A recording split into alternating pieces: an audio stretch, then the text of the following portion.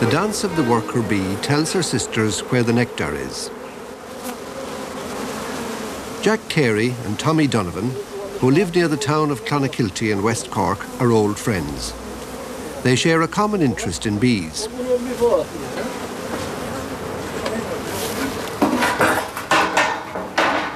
Smoking the bees helps to pacify the hive. It's high summer and the honey flow is at its height. When you keep all the bees for the winter? I will, Huh? I will. And what are you going to feed them? Sugar, Sugar? beet. At this time of year, the bees are busiest. Sweet white clover is their haunt. Their wing beats fan the hive to keep it cool and ventilated. What do you think of that frame of bees now? Yeah, you got a fine frame of bees. You see all look what brood is inside in it. Right all together to Huh? filled well there's a pile Another hive of bees. Another hive of bees. And the same in this look. She must be a very good queen. She must be young queen. She's here. Yeah, well, you get it all. They search the frames for queen cells and remove them to ensure that the old queen will remain in the hive and so prevent swarming. There isn't so much drawn to them as well. No. This ancient art of beekeeping was developed by medieval monks. One of them likened it to the unhurried, patient work of scribes. That's it. The bees in west combs. There is there, look. There's the idle drone. Two together? Two of them now. Two of them together now if we can get it.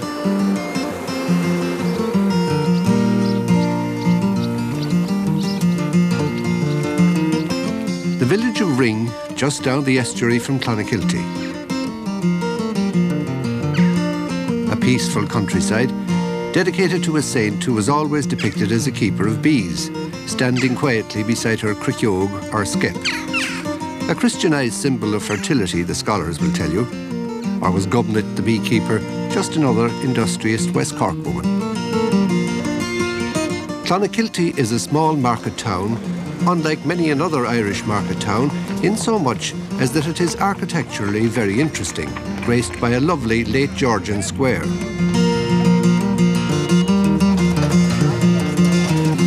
Jack Carey lives on the outskirts of the town.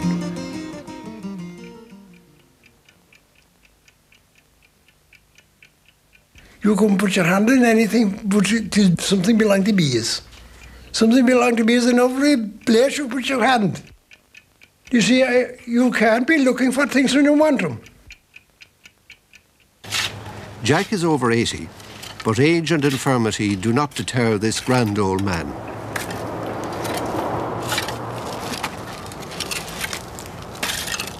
I grow a bit of potatoes, parsnips, carrots, onions, little marrows, blackcurrants, and a bit of cabbage. I don't have hardly to buy a bit. I save my own cabbage seed. I'm getting old for work now. I take it easy. I take it easy now.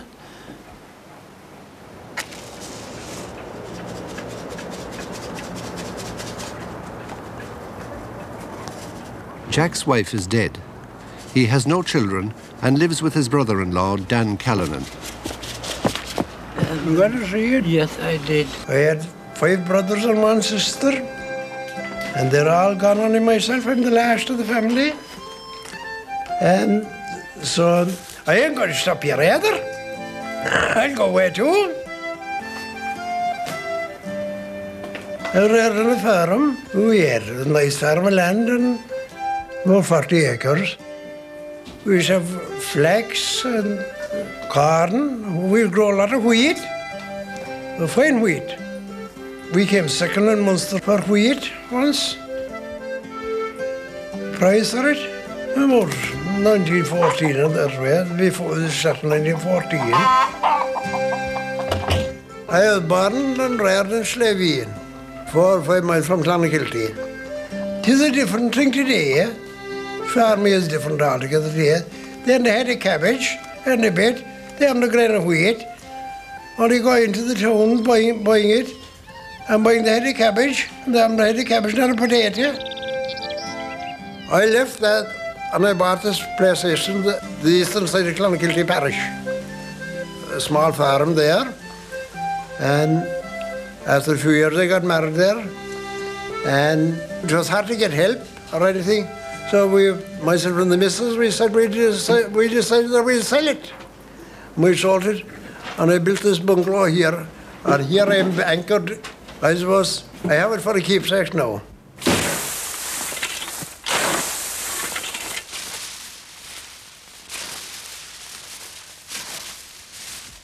I'll look out round where there's wheat growing, and I'll approach the owner, and I'll ask him, would I get a couple of shares? That I'd pay for it. If the price was, whatever the price be, I'd want it for to make a hive or two. He always said, there'll be no money. We'll send on the straw here. They've got the straw and buy it on themselves. The best straw for making a hive is wheaten straw. And cut your shave, cut it down low, cut it down to the ground, and take it out nice and tidy, and all the ears to one side, the top. Once it's dry, keep it dry, and let the sun shine on it, and let the grain ripen right and the straw mature. In 1 week, you can bring it in and keep it inside then. But keep it away from mice or rats, for they cut it up in pieces. That's when you would have it.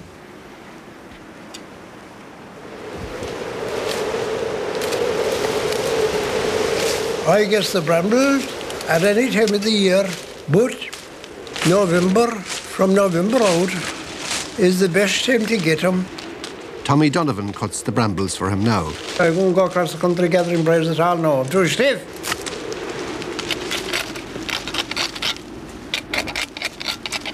I get Thomas O'Donnell of Bona.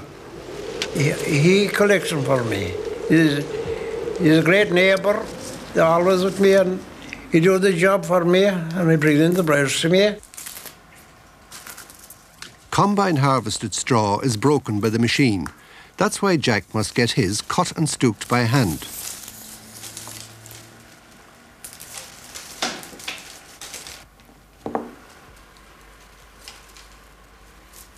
I don't like waste. Anything at all, I don't like waste. I sort of give it away than to give it go waste. When I clip the ear off of the wheat, I give it away to a neighbour for fowl. She keeps some laying hens, and wheat is very good for laying hens. Great for producing eggs. If you had enough for them, you couldn't beat it.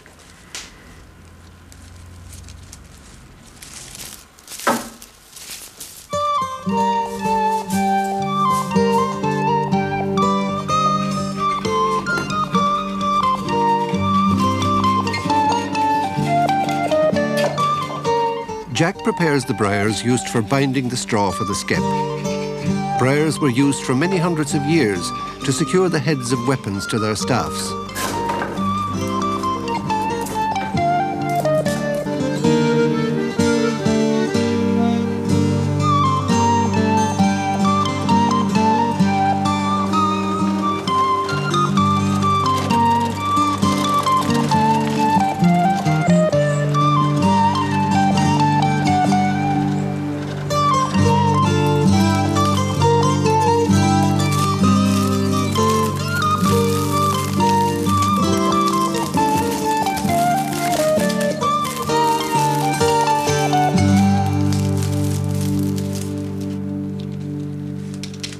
Jack's way of making the skep is different to that of traditional sugan or straw rope making, where the straw is twisted with an implement called a thraw hook.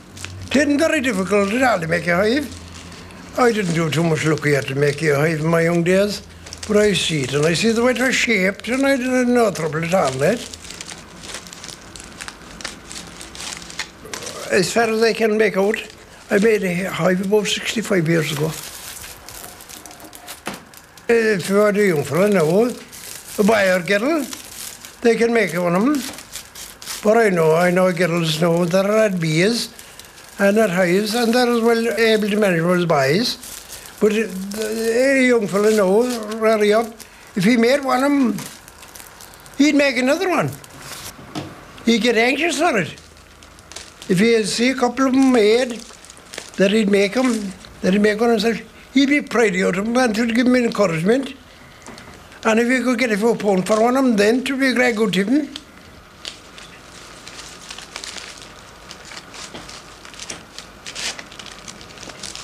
But have great patience in it. You must have patience. And the best time to make a hive always is sitting down there if there's no one inside. Or that you are on your own, or if you are in an outhouse now, making one for a piece of wood there thing. A grand job. A grand job altogether. I never timed how long it would take me to make a skep. I'd make a skep. I'd say, if I started in the morning, I'd have a skep in the evening. I would, by giving my mind to it, I'd have nothing to bother me. I'd have nothing to do, only eat my dinner and go out to work again. I'd make it in a day, all right. These brambles are a bit green. The sap is still in them, and they're breaking constantly in Jack's hands. Has this craft changed much, I wonder, from those days 1,000 years ago, when an Irish monk mentioned the pleasures of beekeeping in a poem? I have all I want to keep my house, leeks from my garden, and poultry too, and my precious hive of bees. My father was a great hand at making them. He used to make them and I used to be picking the sap for him, picking the straw. I washed him. No trouble for me make them after that. I used to make very nice ones before, for I had great practice. And my fingers are getting a bit stiff now, but to mould it out right. So it don't be bad either.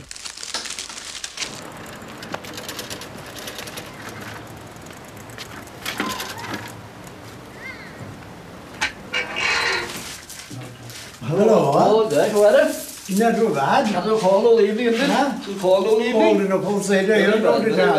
Very bad, very bad. Hold down to him. Good. You're well yourselves? Not too bad altogether. Pull away.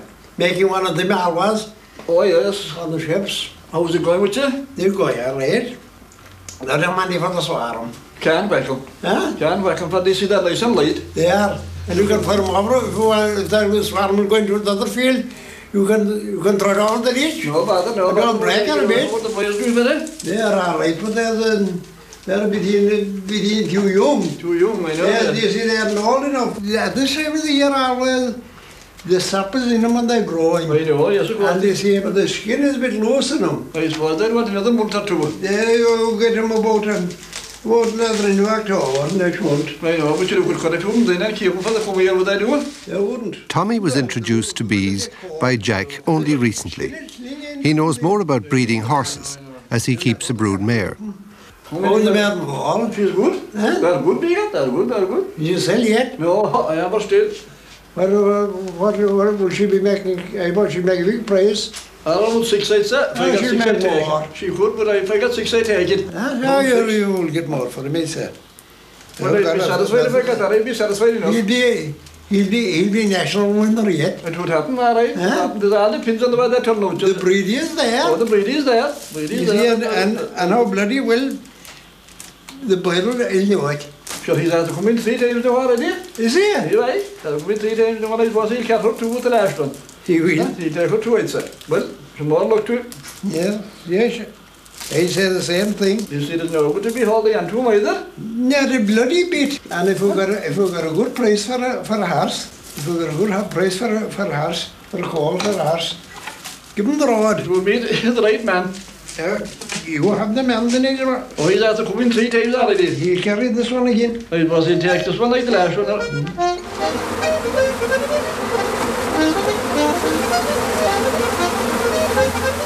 I could tell you exactly nearly when they're going to swarm, if the weather is fine, for I'd hear the queen boozy inside the hive the night before.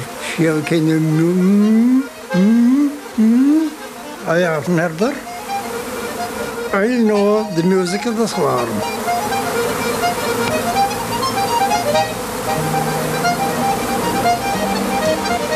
Jack has planted bushes in his garden specially to attract the bees as they swarm.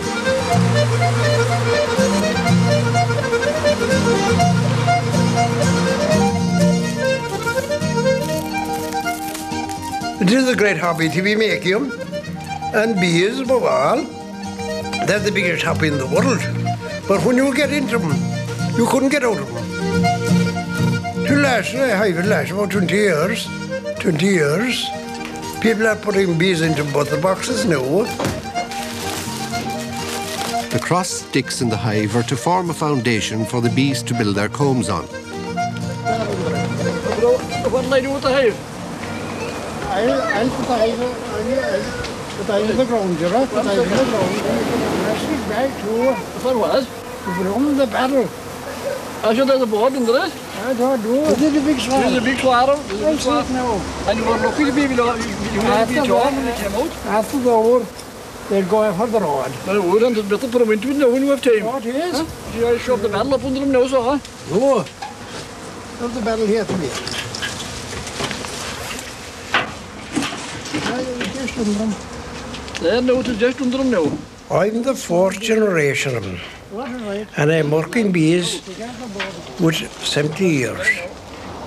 I got out of them for about a few years, but I got lonesome for them again. I turned back into them. You see it? I remember the first swarm of bees I put into one of them, into a skep. It was a small swarm, and my father was there, and he said, yes, you see, I was about 8 or 9 years at the time. And he told me, see, you might be at the bees yet, he said. Shake that swarm. They sting me, I said. They all should throw your coat up in your head, he said. And they shake them, they all do a bit here. I cut the hive and I shook my swarm. Sure, he never shook a swarm after. I put every one of them into hives after that. The queen inside now, right? Yeah? When they'll be going after a bit. They'll stop here outside fanning. And you know how the queen is inside or not? The queen is inside. You see when they're fanning their wings? Yeah. Today, skeps are only used to catch the swarms. The clean, wholesome smell of the straw encourages them to stay. Very well, no. She's inside all right. Are you sure she's inside? I am. Why should they on the staff, so? I said she's inside all right. Why should they on the staff now, so? Yeah. Huh? Yeah. If the queen won the side, you would know swarm? No. Huh? And you know there's a fine big swarm? What is? Huh? But they should have it there now till the evening. A small stone allows the bees to come and go as they please.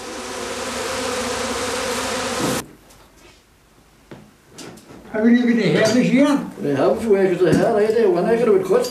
What do you know, crab? Good crab. Huh? Good crab if I get it. What day did you cut it? I cut it. Yeah, tomorrow week. Now that the swarm is safe in the skep, it will remain there until evening.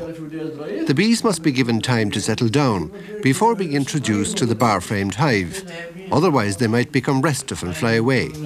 Did you know spuds yet? Oh, I did so. What was that? Right, fine flows, fine spuds. Are there? And then better time for this time of year. Not for this time of year. And the rain. All the rain. Did you see the doctor there? How are you feeling? Not so much good at all. Not so much good at all. You'll be all right after a week. Jack's soda bread is ready for the table. It's time for tea and small talk about the usual country matters, politics, crops, the vagaries of the weather, the price of drink. No, a bottle of whiskey? Yeah, a bottle of whiskey, no. Two countries gone all together. Oh, no. You go on now, Tommy. You must come now. Put them down there. As dusk approaches, the bees are introduced to the hive. Well, the hive was shit to me now.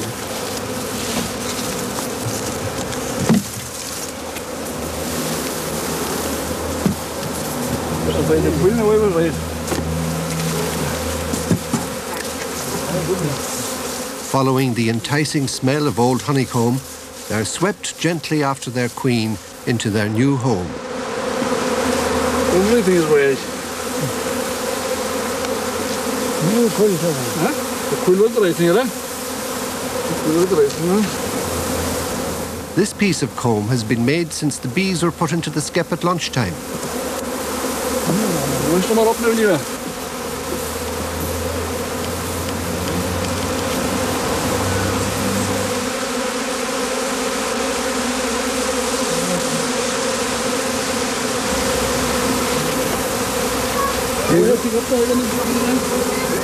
Bees are very perfect.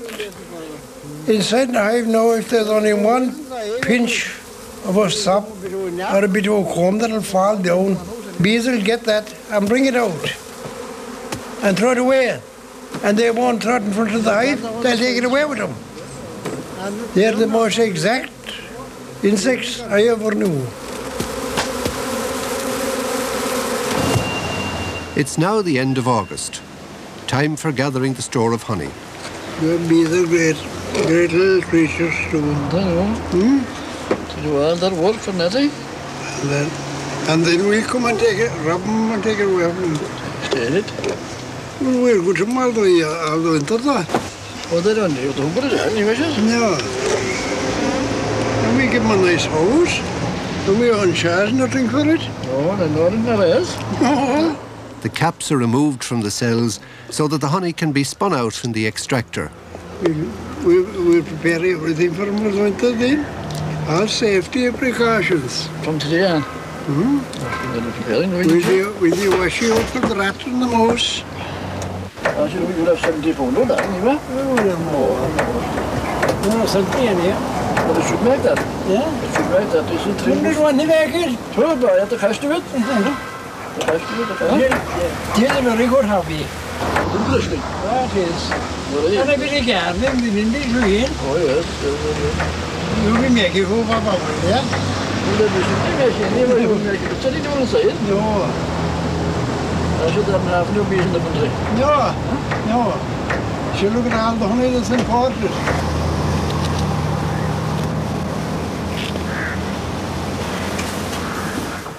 I see it through the country now. That is a pity that there are more of the young fellas interested in like a job and interested if who has the bees, or if they were. He could have honey enough for the house for the winter for himself, and he could have a jar for the neighbours too.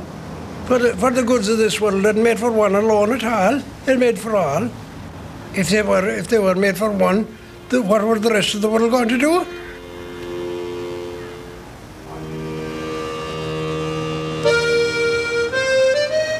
I love bees, and when I'm working bees outside there in the garden now, but the first thing I'll get is a chair and sit down in the chair alongside them and let them fly well.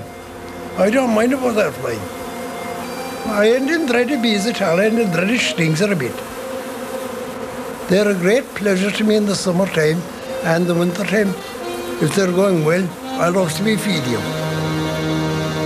They're half my lifetime.